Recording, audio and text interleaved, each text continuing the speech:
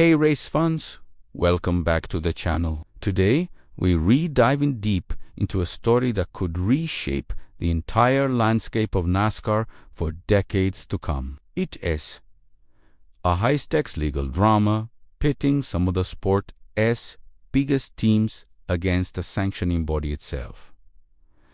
This isn't just about money. It's about power, control, and the very future of stock car racing. We're talking about the antitrust lawsuit filed by 2-3 Racing and Front Row Motorsports against NASCAR. And things are getting intense.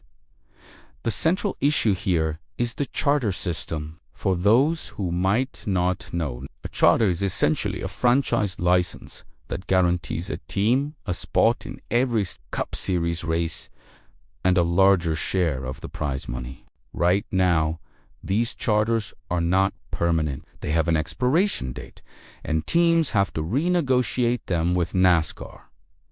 The teams, represented by the Race Team Alliance, have been pushing hard for permanent charters. They argued that this would make their businesses more stable, valuable, and attractive to long-term investors. A permanent charter is a tangible asset, something you can build a legacy on. But NASCAR has been pushing back, and this is where the conflict really heats up. The sanctioning body doesn't want to give up that control. They prefer the current system, which gives them leverage over the teams. This fundamental disagreement has led to a complete breakdown in negotiations. While most teams reluctantly signed the new 7-year charter agreement back in August 2024, two teams held their ground. 23 Racing, coined by NBA legend Michael Jordan and Denny Hamlin, and Front Row Motorsports. They decided to take the fight to the next level,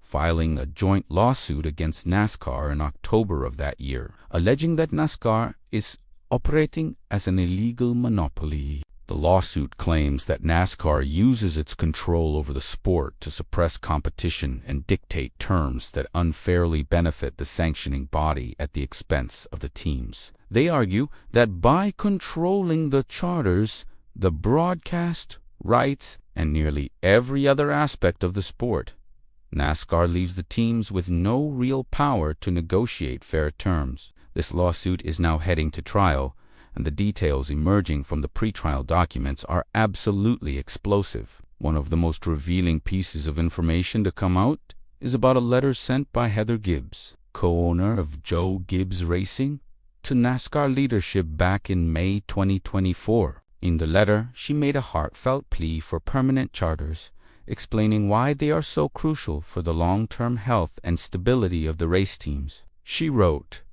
"When all the stakes are on the table, teams need to know their worth is valued and secure."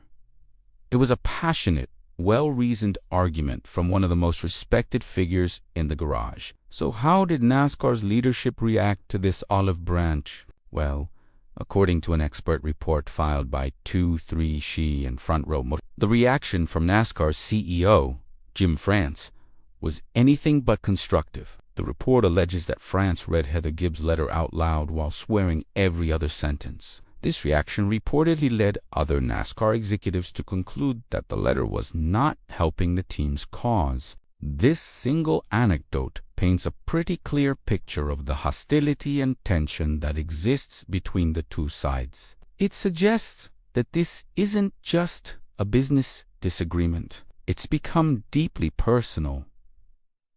The lawsuit isn't just about charters, though. It's also about money, specifically the broadcast revenue. NASCAR recently signed a massive new TV deal worth a reported $7.7 billion over 7 years. The teams feel that their share of that revenue is nowhere near what it should be. Historically, the split has been around 65% for the tracks, 25% for the teams, and 10% for NASCAR.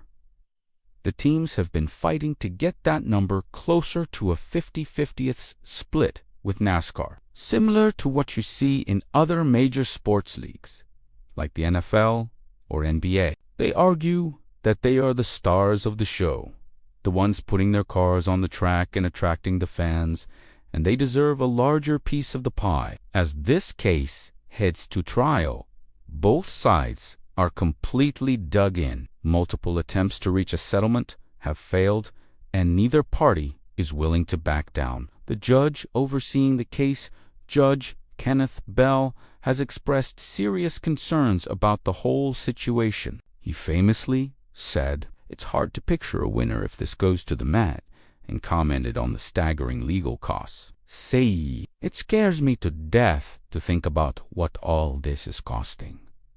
He clearly sees this as a no-win situation for the sport of NASCAR. Jury selection is set to begin, and the trial itself is scheduled to last for about 10 days. But don't expect a quick resolution. Even after a verdict is reached, this legal battle is likely far from over, according to Fox Sports reporter Bob Pockrass, who has been covering this story extensively. The losing side is almost certain to appeal. This could drag the case through the U.S. Court of Appeals for another year or two. That means the cloud of uncertainty hanging over NASCAR could be here for a very long time. So, what does this all mean for the fans? In the short term, you'll still see 36 cars on the track every Sunday. But the long-term implications are huge. If 3XI and Front Row win, it could fundamentally change the business model of NASCAR.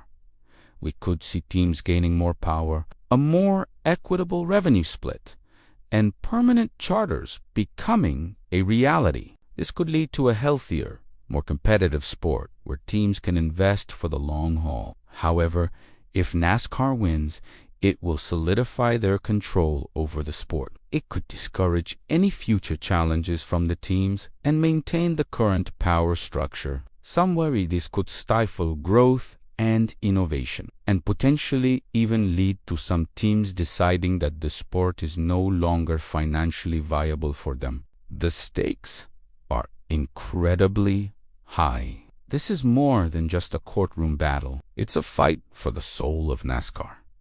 It's a clash between tradition and progress, between a centralized authority and the independent teams that make up the show. It's a story we'll be following very closely here on the channel. What do you think? Who do you think has the stronger case? Are you on the side of the teams?